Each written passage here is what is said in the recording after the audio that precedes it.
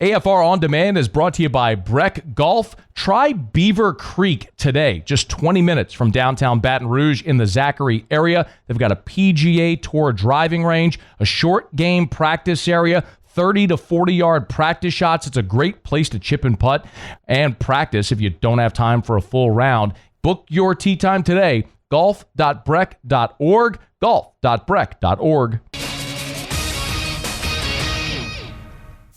Matt Moscona. I'm very important. After further review. Say it one more time. After further review with Matt Moscona. And here we go. Live from the Raising Cane studio. Let's ride!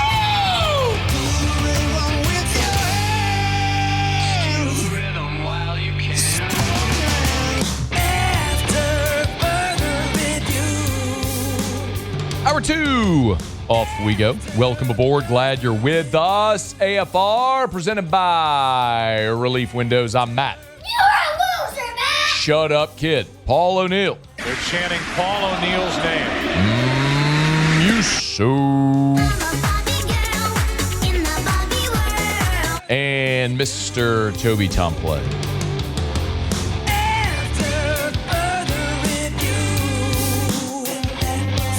All right, we're here. Glad you are as well. Get out there, make it a good one. Ross Dellenger, 15 minutes. David DeLucci in 1 hour. Someone asked me this weekend, hey, how many producers do you have? I was like, well, there's two. There's Muse and there's Paul. Like, who's the other guy you mentioned? Well, that's Toby Tomplay. He's the guy that does the AFR theme. So we say Mr. Toby Tomplay, Muse pots it up. That's who that is. Toby's not physically here. He recorded that in a studio at his house and then sent us the file, and then we play it. That's what that is. So he's here in spirit every day with his voice. That's not spirit. I mean, that's literally his voice. Yeah. But he's not physically in person. His member is not here. And by member, I mean his physical being. I got you. No, I got you. Yeah, I got you. See, that's years of doing shows with T-Bob that made me clarify. Yep. This is going to surprise you. This is going to surprise you. So Derek Carr, on the silly little podcast he does with his brother, they call it I don't know what they call it. I don't care. I've never listened to it. But he said on his podcast that he would come back to the NFL. Listen. So would I do it? Absolutely, I would do it. I told you two things. I'd have to be healthy, and I would want a chance to win a Super Bowl. Okay. Got to be healthy, want a chance to win a Super Bowl. So apparently, though, there's a third thing you need. Anybody want to guess what the third thing is? So, look, got to be healthy, chance to win a Super Bowl. There's a third thing that Derek Carr would need if he's going to make a comeback to play in the NFL. There's a third thing he would need. Paulie Muse, anybody want to take a guess what it would be? A team? You'd have to have a team. Yeah! Give yourself a ding, Muse. You'd have to have a team that wants you to play for them, that would pay you money for you to play for them. And not only pay you money, but remember, Derek Carr is still under contract with the New Orleans Saints, so a team would have to give the New Orleans Saints compensation. They'd have to work out a trade. So someone would have to give the Saints something to get Derek Carr's rights, and then he could go play for them. Mike Florio at Pro Football Talk over the weekend reported that to date, the Saints have not heard from any team that wants to make a deal for Derek Carr. Hey, how many teams are there in the NFL? 32. Right. Yeah. And one of them's the Saints, so that doesn't count because they're not going to trade him to themselves. You got 31 options. 31 options. And as we pare it down, like realistically, I mean, the Chiefs aren't going to be interested. You know what I mean? Like the Eagles and the Bills and the Chargers, the Ravens, like they're not going to be interested. They got their guy. They got franchise quarterbacks, right? But then you look at like the Jets, the Raiders, the Cardinals, the Dolphins, the Vikings, teams that don't have starting quarterbacks, and none of them have even inquired. Isn't this confirmation of everything I have said about Derek Carr since the day the New Orleans Saints signed him? I've said it a million times. Derek Carr seems like a great person. man, husband, father, Christian, all that stuff. Seems like a great dude, genuinely. As a quarterback, I have said a million times, as many times as we've ever talked about Derek Carr, that he is mid. He is a lower middle tier, upper bottom tier quarterback in the NFL. We have gone through every objective and subjective metric list you could possibly talk about. Rankings, tier lists, PFF numbers, all of it. And everything keeps coming back that that's where he is. He's at 20s-ish. If you're ranking starting quarterbacks, a 20s-ish starting quarterback in the NFL. He's a guy that's competent, but never going to be the guy that gets you where you want to go. He's not going to elevate a franchise. Is he a starter in the NFL? Yes. He is not a championship caliber starter. I've said that from the day the New Orleans Saints signed. And if you ever needed third-party validation of that, here it is. Derek Carr wants to play, and not a single team to date has called the New Orleans Saints inquiring about Derek Carr. Tells you everything you need to know. Now, it could change because the best option for Derek, and by the way, I want Derek Carr to come back into the NFL. I am a Saints fan. Derek Carr being retired does not get the Saints an asset. If Derek Carr comes back into the NFL to play for another team, they would have to give the Saints something. Even if it's a future seventh round pick, that's something as opposed to nothing for someone that's not helping you at all anyway. So, yes, I would love to see Derek Carr come back into the NFL because that would give the New Orleans Saints an asset for Derek Carr because someone would have to trade for it. The best option is if a potential contender has an injury, like when Joey B, I hate to say it, when Joey B had the toe. And we all know, as we've talked about here very much, you hate to see the toe if you got a toe. Joey B ends up missing 9 games. The Bengals go 1-8. If they had a better option, like Carr, maybe in those 9 games, they're 5-4 or 4-5. Either way, when Burrow comes back, they're still in the mix. He can keep the train on the tracks. The Colts, Daniel Jones, at one point, had them in contention for the top seed in the AFC. He suffers a season-ending injury, season over.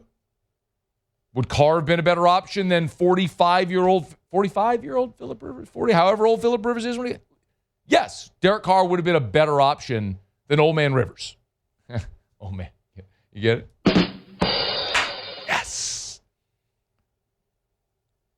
So maybe that's the path. However, that injury, should it happen, and hope it doesn't. I don't want somebody to get injured. I'm just talking about the realistically what happens in and around the NFL and football. It's a violent game. Injuries happen. But it would have to happen before the trade deadline.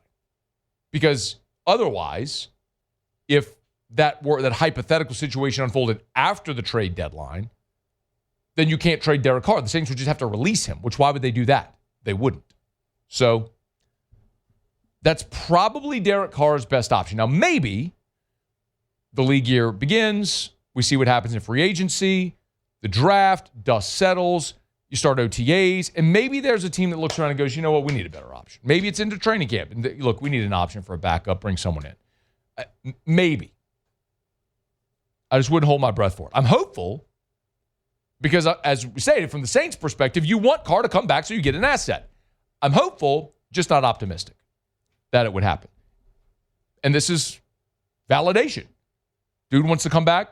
Nobody's interested. For what it's worth, when you look at free agent quarterbacks around the NFL in this cycle, there's 31 available. Daniel Jones, Aaron Rodgers, Russell Wilson, Mariota, Zach Wilson, Tyrod Taylor, Flacco, Kenny Pickett, Jimmy G, Trubisky, Keenum, Trey Lance, Brandon Allen. I'm just running down the list here of these guys.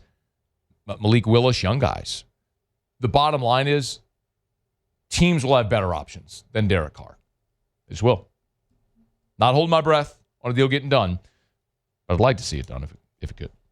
Okay, it is After Further Review.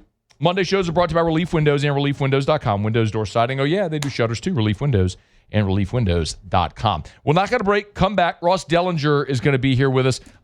President Trump is going to meet with college football leaders about the future of college football. Louisville today released a white paper what they would like to see happen in the future of college athletics. So it's like every day this news cycle keeps spinning. So we'll talk about it next with Ross Dellenger on AFR. AFR. YourGoodwood.com. YourGoodwood.com. That's the website. YourGoodwood.com. Yes, they do ED. That is not all they do. If you have ED, they can help you. Mostly, though, what I want to impress upon you is the importance of things like hormone replacement therapy. There's a lot of men listening. You may very well be on HRT already. I would strongly encourage you to consider switching to Goodwood. Look, I know there are clinics here, men's clinics, that have membership fees, which is it's absurd. Why would you pay a membership fee? There's no reason. This is a commodity. Whether you're on Cypionate and Anthate, whichever you're on, it's a commodity. It's the same product you're getting from whatever clinic. So why wouldn't you want to get it where they have the lowest prices, never any contracts, no membership fees? They pay, by the way, for your blood labs every 6 months. They're awesome people. They're right here. It's Goodwood Men's Sexual Wellness. Visit YourGoodwood.com. YourGoodwood.com. After Further Review, presented by Relief Windows. Windows, doors, siding, and we do shutters too.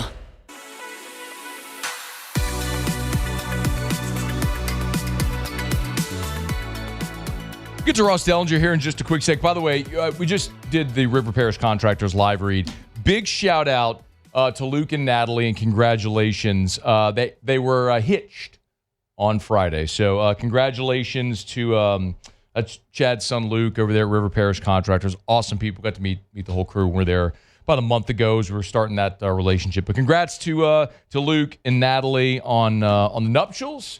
Here's to a lifetime of wedded bliss and happiness, man. Fired up for them as they start that new journey in their life. It is After Further Review. We're glad to have you aboard with us here. Ross Dellenger, good enough to join us. He's been busier than a one-legged man in an ass-kicking contest. Ross, how are you, man? Good, man. Where do you want to start? Well, wherever you'd like to start. Okay, let's start with what I think is probably the tip of the spear, the top of the whole thing, which is the president having a meeting with a whole bunch of leaders to try to figure out what's going on in college sports. You broke this news last week, so tell us how all of this came together with the president and the group of, 30 or so people that are going to meet with him? Yeah. Well, we'll see if the meeting transpires. As of Monday, afternoon, it's still on, but we're in a war. So I think we could see a change, delay, or cancellation or something of the meeting. We'll see if it still transpires as scheduled on Friday afternoon. But it should be quite interesting. I'm not sure they're going to get a whole lot done, considering the list of 40 people, and I'm guessing they're not going to meet for much more than an hour and a half, 2 hours. And so I don't know what 30, 40 people can really accomplish in that time frame. But yeah, there's about probably 10 to 15 college stakeholders, like athletic directors and commissioners, and then there's probably 5 pro sports executives and big kind of businessmen that have connections to the president, certainly. And then there's a weird category of just random sports celebrities, like Bryson DeChambeau, the golfer, and Tiger Woods. Condi Rice is on the list as well. It's an interesting group, and they're supposed to talk about exploring solutions for the future of college athletics. If anything, Matt, it is a good sort of signal that the president of the United States is taking a very hands-on, as he is the chair of this group, this roundtable they're calling it. He is the chair, and it's probably a good signal. This is that he's taking a more hands-on approach to this issue. Okay. So if the meeting does happen, and I don't know that I would anticipate anything happens in haste, but what are they hoping could get done?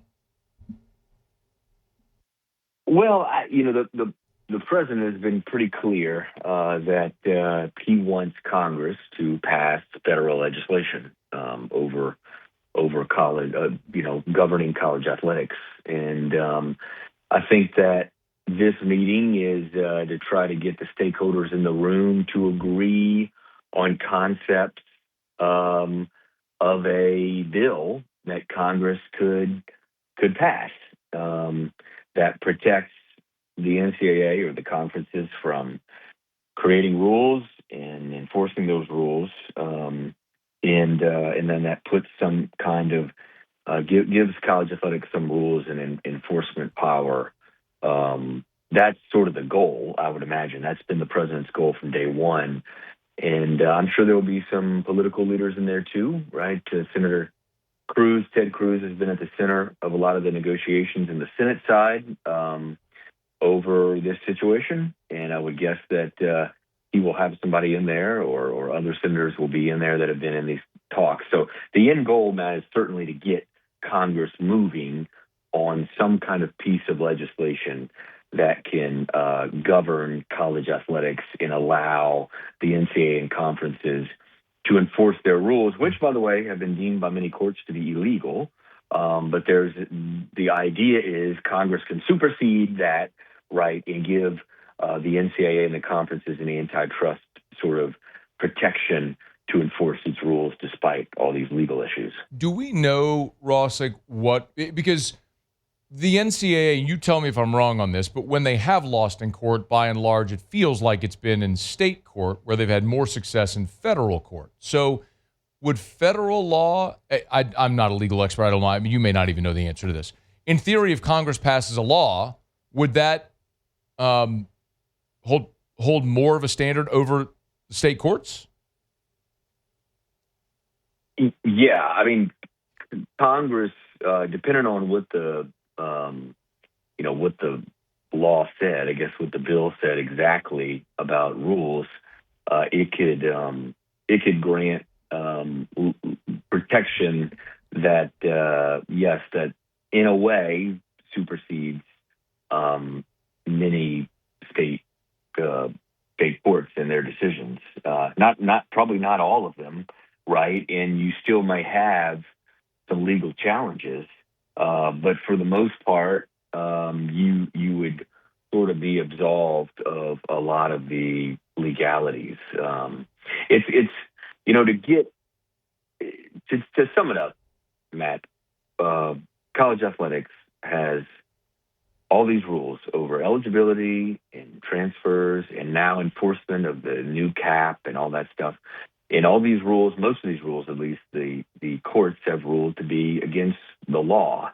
And if Congress makes a rule that says these rules are no longer, makes a law, writes a law that says these rules are no longer against the law, they're protected, then conceivably they can enforce these rules and put more of a cap on athlete pay, for instance, can reduce the transfer movement, and can create more eligibility standards that uphold in court, as we're seeing some of these eligibility standards being denied in court. So that's the theory that would happen. Now, there's another option here, right? And that's to collectively bargain with athletes of your major sports and have them on the other side of the table. But that's a little more complicated. It is complicated. They have to be deemed employees, many believe, and so that sort of complicates some things. And university presidents don't want their college athletes to be employees because they probably don't want to deal with unions. So they would rather turn to Congress. And the president and many Republicans agree and think there should be, some codification at the federal level of NCAA rules. Democrats, on the other hand, well, they probably think that a collective bargaining route is more appropriate. Okay. I was going to ask, because this is something where you're on a blind spot for me. If there are groups or pockets of people that oppose congressional or presidential involvement in trying to find a solution? Yeah, I mean, I think there's a very large group of Democrats that kind of agree with the courts, right? That college athletics rules are against the law. They're against the antitrust law. And college athletics argues that they should be protected for a variety of reasons. One, you got protections in a way for the professional leagues to a degree, in that college athletics is more like the professional leagues, getting more and more like the professional leagues at the top of the industry, at least. And they'll argue too that college athletics is the sort of the at the ground level of the Olympic movement in training Olympic athletes, and the money that was spent and the resources spent at schools in training those Olympic athletes, that money came from football and men's basketball revenues. And now, because those players from football and men's basketball are being paid, that money is not there anymore. And so that's why you see a lot of schools that are in the red, some of them significantly in the red. And the response to this from many Democrats and many others is, well, you're paying your football coach too much, right? Or why did you just add $10 million renovations to that facility? LSU is a probably good example of all those things, right? They just had a football operations facility of millions of dollars of renovation, and they're paying their football coach $13 million. But that's sort of the market. Like, you can't argue with the market, and that's the college football market. And so college administrators are saying that's the market, and we need some relief over here so we can still subsidize our Olympic sports. So we need protection to have a hard salary cap from Congress.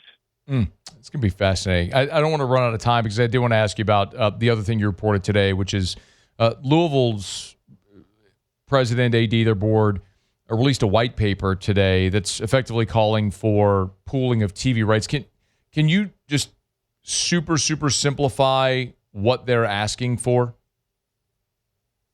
Yeah, it's I would do my best. So right now, the 10 FBS conferences in the college football playoff and Notre Dame, they all have their separate TV deals, right? The SEC has a negotiated TV deal. The Big Ten negotiates its own TV deal. The Mountain West, the college football playoff, all these are different. The idea purported by many, including the Texas billionaire Cody Campbell and some other entities out there, is that if all of these entities, all the conferences in the college football playoff came together to unify their rights and sell them as one, like the NFL does, for instance, they could get more money. And most would say that's probably true. The projections show twice as much, that they could earn twice as much. Right now, I think it's around $4 billion, all of those entities' media deals. The idea is that it could be $7, $8, $9, $10 billion if they all came together. But, Matt, and so the theory is if you do this, you get more money, then it would help you and help all these universities in the red supporting Olympic sports, right, and doing all this other stuff. It would just give you more money. There's a couple problems with that the SEC and Big Ten argue against because they are against this. Why they're against it?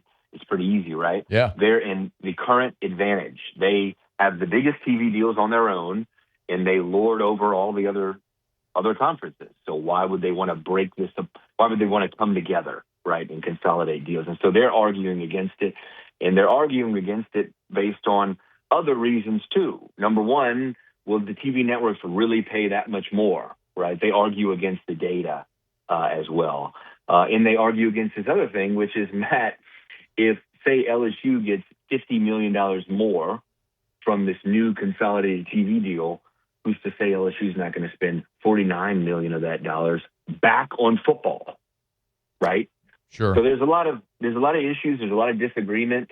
I'll go ahead and put in a plug. I have a story coming out tomorrow about this exact issue that dives into and hopefully explains for readers in a more simple form exactly what this is. But it is dividing the Big Ten and SEC against everybody else who wants to at least consider this concept of consolidation media rights, while many of the SEC and Big Ten don't want to consider it. They like how the current system is because they're atop the current system. Naturally. And as you and I well know that we agree, Ross, we are college football elitists and do not care about the little guys here on this show. You know, you and I agree. You coming on this show as a guest, you're giving tacit approval to my opinion that I do not care about the little guys. One thing, Matt, that'll make you really happy is that one of the arguments the SEC and Big Ten has for this concept of consolidating media rights in the projection that show a double in the revenue. If the SEC and Big Ten if they just get together themselves and consolidate media rights and sell that, it won't just double revenue. It'll probably quadruple it. Let's go. Because, you don't need the Sun Belt dragging everything down. No disrespect to the Sun Belt. You're just the first thing that came to my mind. But it's true Sun Belt and Mountain West and whatever they did with the Pac-12 or ACC and all that junk. Anyway, yeah. What you're saying is accurate. They bring down the value. There's no doubt about it. But the other argument, of course, is this is college sports. It's having everybody in the pool. Don't care. I didn't think so. Give me good games. You want new uniforms? Have a bake sale, Mountain West. Have a bake sale, Idaho. Don't care about you. Anyway. All right, there's way more that we didn't get to, so we'll have to bother you another day. Make sure you follow Matt Ross Dellenger and check that story out tomorrow when it drops at Yahoo. Great. You know the great thing about Yahoo? No paywalls. It's free. You just go read it for free. It's free. It is. Right. I love it. You know I love free. I hate paywalls. I'm allergic to them. Ross, thank you, man. All right, Ben. All right. We'll see. It's After Further Review. We're brought to you by Evamore, EVAMOR, Evamore.com, Evamore.com. You know why we have no paywalls for any of our content? LouisianaSports.net, podcast, YouTube. And you want to know why it's all free? Because we have great sponsors, great businesses that partner with us, like Evamore. So if you're going to buy bottled water, buy Evamore. And you should, by the way, buy bottled water. But you should buy Evamore. It's natural artesian water. It's a healthier alternative, and it's a Louisiana product. EVAMOR, Evamore.com, Evamore.com. Do your research. Source matters. Do your research. Go read reviews. They don't make any medical claims, but you can go read reviews of people who have become Evamore consumers and health benefits that it's given them, their own personal firsthand accounts. EVAMOR, Evamore.com, Evamore.com. Ross just texted me and said, you'll be asking me back on tomorrow or Wednesday after this story runs because it involves LSU. Okay. Can we go ahead and book Dellenger for tomorrow? I was about to say, talk to you tomorrow, Ross. Why wouldn't he, when I texted him to come on the show today, why wouldn't he have just said, wait a day? Because I'm dropping a story that involves LSU. Maybe he just likes to talk to us. Ross spent a lot of time in this market, man. He's got a fondness for it. Yeah, Ross and I are friends. Yeah, and he's been to my house, and I've given him whiskey and cigars in my outdoor kitchen, and so I feel like he just feels obligated every time. He's got to come on. I really do think that he feels obligated,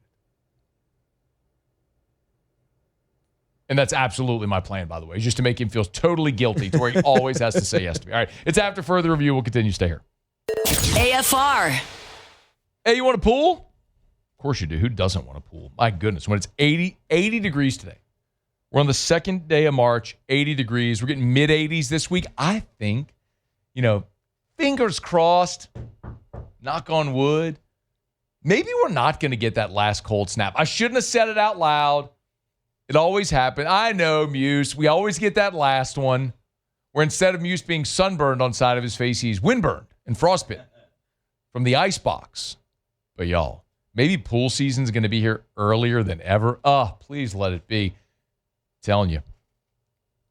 If you want a pool, you need Duplessis Builders. Derek and his team, they're the best. Pools, outdoor kitchens. They can even do really cool outdoor landscaping like turf and putting greens.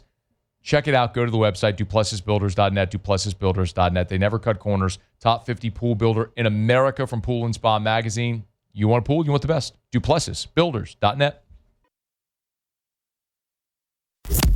closer for the review. Presented by Relief Windows.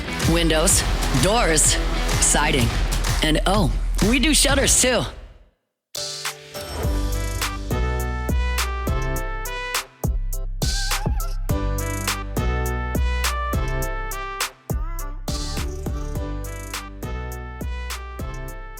All right, now with our post-combine mock draft roundup. Take it away, Muse. The Saints are going to draft Jeremiah Love at number 8 overall. You're going to be ecstatic about it. I asked Muse for a post-combine mock draft roundup. He did not oblige. I completely missed it. Completely missed it. I mean... Sorry, man. Yeah. Sorry doesn't put the post-combine mock draft roundup on the show now, does it, Muse? Oh, man. It doesn't put the delicious Triscuit crackers in my stomach. Now, does it, Carl? That's a Billy Madison. It's a very good It's one, a 30-year-old reference. I apologize to everyone who's not old enough to get it. But that's all I got for you here, man. I hadn't seen a movie in a decade and a half. Okay, well, instead of the post-combine mock draft roundup, We'll have that for you tomorrow. and it's going to be great, I'm sure. Yes. It's going to be really good because Muse has completely let us down here today with no post-combine mock draft roundup. Maybe we could tell a story about Muse's face being sunburned or half of his face being sunburned. It's not sunburn. It's just a little red. It's going to be fine tomorrow. You got raccoon eyes, raccoon eye. which is even worse. Yeah, it's tough. Like, I'm not going to lie. It's a tough scene, but it's going to be gone tomorrow. I go over into the third floor cubby where all the producers are, and half of Muse's face, because I walk into the little office and I could see the sunglasses line and the redness because I'm looking at a profile shot, right? Just on the side. It turns around and you don't have it on the other side. Nah. And then I turn around and there's Taylor Sharp. His whole freaking face is sunburned with the raccoon eyes. And I'm like, have you all never been to a baseball game before? And then I'm like, no, we never checked that. Have you ever been outside before? Wear a hat, man. Wear a hat. Put on some sunscreen. What are you doing? No hat? No You hat. wear a hat every day of your life? That's not true. That is true. No, I have not worn hats in a while. I'm in the process of cleaning Good. my hats. They're about time you grew up and they're stopped wearing a hat to really, work. really dirty. And I even too dirty to wear to a ball game. That's right now. ridiculous. Because I wear them to ball games all the time, and I sweat. I sweat so much, so they get like. No, we understand the concept, Yeah. but that's why then you would wear a dirty hat to a ball game. It's you just wear the hat out to the ball game, or you buy a new hat, or you have some hat that's clean and you wear it because you know you're going to be in the sun, and that's a better option than just sitting in the sun relentlessly for 3 hours, letting it bake half of your face, and then you have a raccoon eye. Raccoon eye. I mean, It's like an eye patch, kind of. what did I do here? Anyway, I mean, you and Taylor both. Did anybody else go out and just get sunburned at the box this weekend? Looked beautiful out there, by the way. It was great, man. Saturday and Sunday were, for February 28th and March 1st, I mean, you just don't get a better day for baseball. I mean, those guys from Northeastern and Dartmouth had to just be in heaven. Like, oh, wait, this is what it's like? Not in the Northeast? picturesque, beautiful. Tigers are going to play again tonight against Northeastern. I would assume that before we're out of here, we'll have the starting lineup. And I would be interested to see what they do. Most notably, you look at the lineup right now. I mean, really all of your everyday spots, because Dardar has entrenched himself at second, all your everyday spots are solidified except for left field. When Stanfield's back, he'll obviously take his spot again. But in the meantime, we've seen a little bit of a rotation there with Reeves and Simpson. And I don't think Jay is going to do it, but I would love to see Daniel Harden get a start and just let him play a game and just see how that looks, where he knows he's going to go get 4 or 5 at-bats. I mean, a Monday against Northeastern feels like a pretty good opportunity to do that. And then, because Wednesday you're going to hit the road and play against the Cajuns in Lafayette at Teague Moore. And I love LSU going on the road in the pre-conference. I would so much rather them get out of their comfort zone and go be uncomfortable, because it's easy to stay at the box and play home games in front of your fans and of course make money. I mean, it's one of the things. I remember having this conversation 15 years ago. Whenever they built the new box, and the whole thing about playing all the home games was $30 million stadium doesn't pay for itself with the lights off. So I mean, you gotta have home games. I get it. But competitively, I like leaving. So even if it's a midweek, to go and get on a bus and drive to Lafayette and go play a good program on the road and stand on someone else's mound and sit in someone else's dugout and look at someone else's batter's eye and play in front of someone else's fans, I think it's a good thing to do. But if you're looking for an opportunity to get a young guy some experience, the friendly confines of the box in the home game might be a better opportunity. So you think about who would pitch tonight. I mean, last week they started Paz. Zach Cowan would probably be the other option, unless they wanted to give Cooper Williams a start. Well, I'd probably say start Paz at home tonight against Northeastern, and then maybe start Cowan Wednesday on the road against Lafayette. Unless if you're thinking you might need Cowan on Friday, but then, my goodness, the way we saw Evans and Guidry combined to finish that game, you may not need anyone other than those two. So we'll see how they do it tonight. Interesting opportunity with the 4-game weekend. We're brought to you by Our Lady of the Lake, championship health partner of LSU Athletics. OLOLRMC.com/LSU. OLOLRMC.com/LSU. And of course, at Our Lady of the Lake as championship health partner of LSU Athletics. They are great supporters of the Tiger baseball program. Jay Johnson and the squad. And as they often say, trust isn't given, it's earned. And just like LSU baseball earns its success, pitch by pitch, inning by inning, FMOL Health, Our Lady of the Lake providers earn trust every day. As LSU's championship health partner, Our Lady of the Lake cares for the defending national champs. They keep the Tigers healthy, strong, and ready to perform all season long. From the bullpen to the batter's box, training room to the classroom, LSU baseball athletes trust the Lake to help them recover, perform, and stay at their best. It's not just for athletes. From sports medicine to pediatrics, heart care to recovery from everyday injuries, Our Lady of the Lake brings championship-level care to families across Louisiana. Trust the team that cares for the team you love. Our Lady of the Lake and LSU. Together, we roar. Learn more at OLOLRMC.com/LSU. OLOLRMC.com/LSU. It is after further review. Hat tip, by the way, to AJ Halsey. ESPN.com had their biggest risers from the Combine. It was a feature that they did with each of the 4 days of the Combine where they listed the biggest risers who helped themselves the most at the Combine. And on day 2, AJ Halsey was listed among the biggest risers by ESPN. They wrote, teams looking for a strong safety in this class should have Halsey on their radar. Former Houston safety finishes college career at LSU and has a no-nonsense edge that really shows up against the run. Measured at 6 foot 215, ran an impressive 4.54 40. That's notable for a player with his body type. He's an opportunistic playmaker when the ball is in his vicinity, with 8 interceptions over the past 2 seasons. Halsey will hear his name called on day 2. That was Field Yates who had that write-up for AJ Halsey. So an awesome weekend for AJ Halsey at the Combine to solidify himself as a day 2 pick. Be fascinating to see how high he can climb. Would not be surprised at all if he ends up as a second-round pick. So congrats to AJ Halsey. Halsey obviously had a big weekend, as did Xavion Thomas, running 4.28, and Garrett Nussmeier continuing to show he's healthy, throwing, all that good stuff. He was also listed as one of the risers at the Combine on the quarterback's day by ESPN. So we'll talk a little bit more about Nuss, because Nuss did disclose sort of his injury timeline. So I want to get to that here in about half an hour from right now. Okay, let me knock out a quick break. We'll come back. We'll do Tigers in the Pros. David DeLucci's here in about 15 minutes to recap the weekend that was in the Southeastern Conference. It is AFR presented by Relief Windows. AFR. If you're trying to sell your home, I tell you all the time, call Darren James, get your home sold. And my goodness, I was scrolling Facebook this weekend. It's one of the things about Darren, right? He's going to utilize every possible avenue to get the most marketability for your property. And I was scrolling Facebook and I saw this new listing from Darren. My goodness, is this gorgeous. Waterfront property on False River.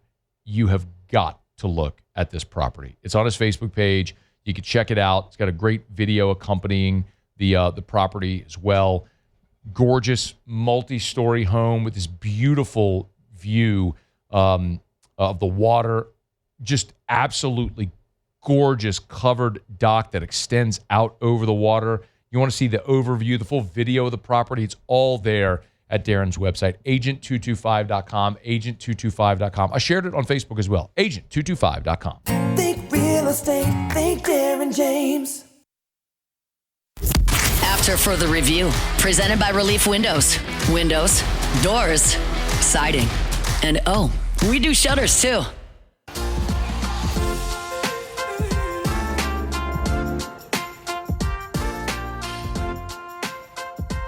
All right, wrapping up hour number 2. Monday shows presented by Relief Windows. David DeLucci in about a dozen minutes from right now. Right now, though, Musso as Tigers in the pros.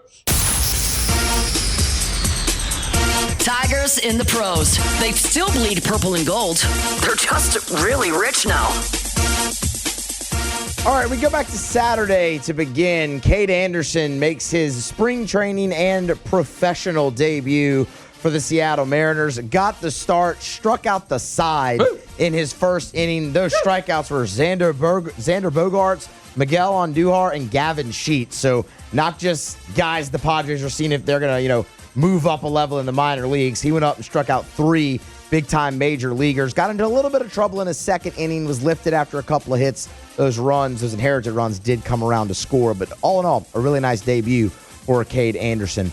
Grant Taylor was on the bump in relief for the Chicago White Sox here today in spring training. It was a shutout inning, a perfect inning of relief, as a matter of fact, with 1 strikeout. Gave Grant Taylor his second hold of the spring. Yep. Hold on. There we go. Paul Gervais was on the bump for the Dodgers in spring training today as well. Shutout inning of relief for Gervais with a hit. No walks, no strikeouts, but again, no runs. And obviously, that's of the utmost importance. Alex Lang back on the bump for the Kansas City Royals. Really cool that Lang's getting to play for the Royals, man. Hometown team there, obviously from Lee's Summit. That's a cool little twist. And he did really well. 1 perfect inning with 2 strikeouts. He's really lower in that ERA here so far in the spring. Hold on, I lost my spot. You sure right over there, bro? Ethan Fry. Paulie. Look at the clock. About that time. Ooh, about that time, yep. Right on target. I mean, really starting to kick in. How many times are you going to lose your spot in one segment? 7. Where you're just reading stats. I mean, you got to find the right spot in the box score here, man. You got the notes all together. Sure, Muse. Ethan Fry. You're doing great, Muse. Ethan Fry got some extended ABs here with the Houston Astros in spring training today. Officially 1 for 2 with a single. Also did walk in the ball game. Did have the 1 strikeout. But good to see Ethan Fry get some run. And then we wrap it up with Hunter Fiducia and Cam Sanders. We'll start with Fiducia, our guy. Went 0 for 2 for the Rays today. Did punch out once. Cam Sanders, 2/3 perfect inning of relief there for the Pittsburgh Pirates. Still sporting a shiny 0 ERA here in the spring. That's Tigers in the Pros. I want to remind you about First South Farm Credit, firstsouthland.com, firstsouthland.com. Thinking of buying land, your first call should be to First South Farm Credit. But I'm not going to tell you about that today. I'm going to tell you about Cynthia Milliman. Saw this post over the weekend. How cool is this? I told you, First South Farm Credit, they've been around since 1960. More than 100 years. Well, Cynthia celebrating 50 years with the company. Come on, let's give Cynthia a big round of applause. You kidding me? Amazing. Been serving the members in Crowley for 50 years, man. They got this photo of her working on typewriters and whatnot. That's awesome. Congrats to Cynthia. 50 years with First South Farm Credit. Steady, trusted loan specialist. Familiar face to generations of members. 50 years of loyal service. First South Farm Credit. firstsouthland.com, firstsouthland.com. Congratulations to Cynthia and her family. 50 years with First South Farm Credit. That's amazing. How about that? I'll tell you this much. I will not make it 50 years with Guarantee. I'm at 16. Right? February the 17th was the first AFR of 2010. So we just made 16 years. So that means I would have to go another 34 years. I would be 77 years old doing AFR. I got news for you, Coach. That ain't happening. So Cynthia is going to dust me as far as longevity in one place. But awesome. That's awesome. All right, it's after further review. Remember, you can email us, tweet us, or text us, 225-396-4400, 396-4400, 396-4400. Lots of ways you can get involved in the show. Well, now I got a break. We'll recap the weekend that was in the Southeastern Conference on the Diamond. Our buddy David Dellucci, SEC Network. He's with us next. It's AFR. After further review. Power goes out. Who do you call? Arco Power Systems. Actually, the better bet is to call Arco Power Systems now before the power goes out. So you're set with your Generac industrial standby generator when the power goes out. This is industrial generator power for your business, for your commercial facility, your industrial facility, municipalities, schools, office buildings, churches, grocery stores, gas stations, whatever it may be, radio stations. You got a business, your commercial property, industrial facility. What happens when the power goes out? Arco Power Systems springs into action, and everything they do is turnkey. They can sell, service, install, rent that industrial Generac generator, and they service all over the Gulf South. North to Little Rock, east to Mobile, west to San Antonio. Draw a big circle. You're in that footprint. Arco Power Systems can serve you. ARCCO. Arco.com.